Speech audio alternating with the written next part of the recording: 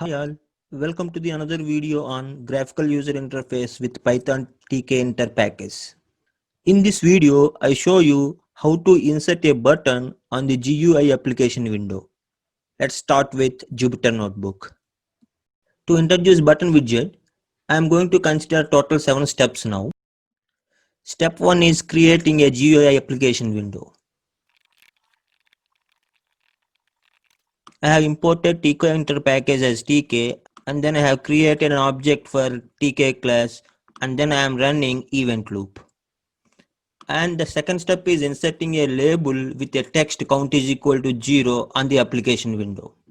For that, I am creating an object for the label class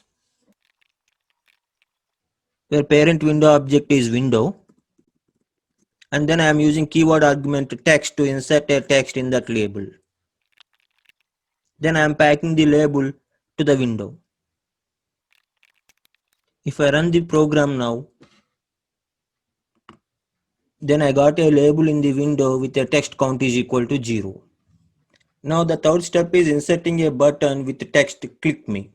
To insert a button, we need to create an object for a class button in the TK Inter.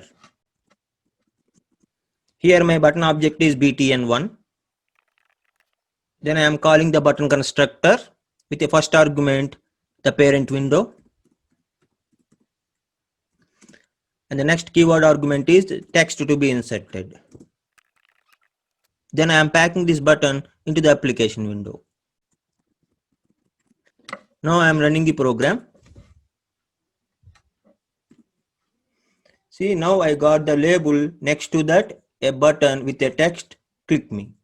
Even if I click, nothing will happen because we did not define any function if you click that button. Let me close this. And if you go for the next step, we need to implement a callback function for the button to display the count, where the count is nothing but the number of clicks on the button. Here, what is callback function in GUI? The callback function defines an action performed in response to the event of a component. Here we need to define a callback function for the button BT1 to display the number of button clicks. Now I am defining a function click. Now the click is used to display the number of times we click on the button. For that, I am using a global variable CNT here, which is initialized with 0. And then I am defining that CNT as a global variable within the function. And then I am incrementing the count variable. Then I am constructing a message and then loading into a message variable. Now I am going to use the configure method associated with the label 1 to change the text. Now the keyword argument text will have the message available in a variable MSG. After defining the callback function, we need to use a keyword argument command to map that function to the button. Make sure that we should not have any parentheses after the function name here. Now I am running the program. Now we got the label with initial text count is equal to 0 and a button click me. Now the button is having associated function. Now if I click on the button, now the label is showing count is equal to 1. Upon the next click, now the label is showing the 2 as count. If I click again, now the label is showing count as 3. So successfully we have implemented the callback function. And coming to the next step, oops, we skipped step number 4 and implemented the step number 5. So no problem. Now we can implement the step number 4 because both are independent. Coming to the step number 4 now, we need to pack the button to the left side of the window. For that, we can use a keyword argument side with pack method. Then I am using the side keyword argument with left as a constant.